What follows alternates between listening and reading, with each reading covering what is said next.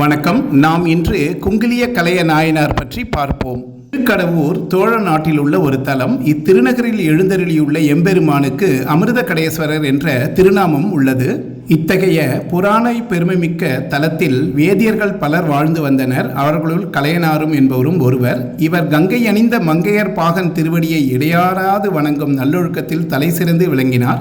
தூய உள்ளமும் நல்ல நெறியும் சிறந்த பக்தியும் ஒருங்கே அமைய பெற்ற கலையனார் திருக்கோவிலுக்கு குங்கிலிய தூபமிடும் திருத்தொண்டினை பக்தி சிரத்தையோடு செய்து வந்தார். எம்பெருமானுக்கு தூய மனம் கமழும் குங்கிலியம் அளிக்கும் தொண்டினை செய்து வந்த இவர் குங்கிலிய கலையர் என்று பெயர் பெற்றார். ஒருமுறை கலையனார் குடும்பத்தில் வறுமை கோரத்தாண்டவம் புரிய தொடங்கியது. வறுமையை ஒரு பெருமையாக கொண்டு சற்றும் மனம் தளராமல் தம் திருத்தொண்டினை மட்டும் இடைவிடாது சிறப்பாக செய்து வந்தார். வறுமை நாளுக்கு நாள் வளரத் தொடங்கியது. நிலங்களை விற்றால், கன்று காளைகளை விற்றார். அப்படியிருந்தும் கலையனாருக்கு ஏற்பட்டுள்ள வறுமை மட்டும் குறைந்த பாடில்லை.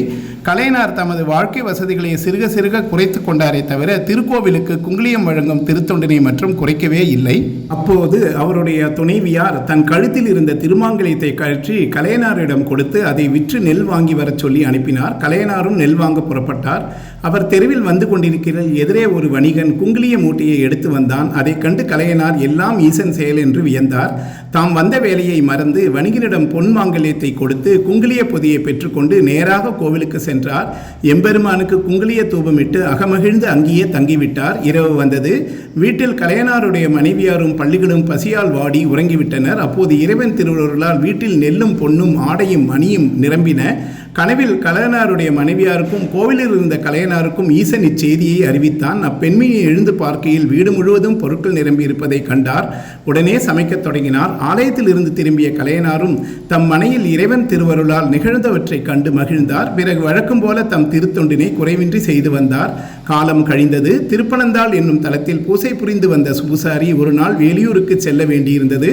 அதனால் தம் மகளிடம் அன்று கோவிலில் பூசையில் செய்யுமாறு கூறினார். அவளும் பூசைக்கு தேவையான பொருட்களை எடுத்துக்கொண்டு கோவிலுக்கு சென்று இறைவனுக்கு அபிஷேகம் செய்த பிறகு மாலையை இறைவனுக்கு அணிவிக்க எடுத்தாள். அப்போது அவள் இடையில் இருந்த ஆடை நழுவே முழங்காயால் ஆடையை இடுக்கிக் கொண்டு மாலையை போட முடியாமல் தவித்தாள். குழந்தையின் உணர்ச்சி கண்ட இறைவன் சற்றும் வளைந்தான். குழந்தையும் மாலையை சாற்றிவிட்டு மகிழ்ச்சியோடு வீடு திரும்பினாள். மறுநாள் அவளுடைய தந்தை வந்து பார்த்தபோது சிவலிங்கம் சாய்ந்திருப்பதை கண்டு வியந்து மீண்டும் சிவலிங்கத்தை நேரே நிமிர்த்தி பார்த்தார். முடியவில்லை. இந்த செய்தி நாடெங்கும் பரவியது. செய்தி அறிந்த சோழ மன்னன் தன் யானை குதிரைப்படையுடன் வந்து சிவலிங்கத்தின் மேல் கயிற்றை கட்டி யானையை கொண்டு இழுக்கச் செய்தான். யார் இழுத்தாலும் சிவலிங்கம் நிமிரவில்லை. இச்செய்தி கலையனாருக்கு எட்டியது. அவர் உடனே திருப்பனந்தாள் சென்று சிவலிங்கத்தில் ஒரு மணிக்கயிற்றை மறுநுனியை தன் கழுத்தில் கட்டி கொண்டு இழுத்தார். கலையனாருடைய அன்புக்கு அடிமையானான் இறைவன். அவர் இழுக்கத் தொடங்கியதுமே சிவலிங்கம் நிமிர்ந்தது. குழந்தையின் அன்புக்காக வளைந்த பெருமான் குங்கிலிய கலைய நாயனாரின் அன்பு கண்டு நிமிர்ந்தார். அதை கண்ட எல்லாரும் மகிழ்ச்சியில் ஆரவாரம் செய்தனர். கலையனார் இறைவனுக்குரிய குங்கிலிய திருத்தொண்டை நெடுநாள் செய்து கொண்டு வாழ்ந்து குங்கிலிய கலைய நாயனாராக போற்றப்பட்டு இறைவன் திருவடி நிழலில் இணைந்து பேரின்ப வாழ்வு பெற்றார். ஓம் நமச்சிவாய நமக. நன்றி, வணக்கம். மீண்டும் சந்திப்போம்.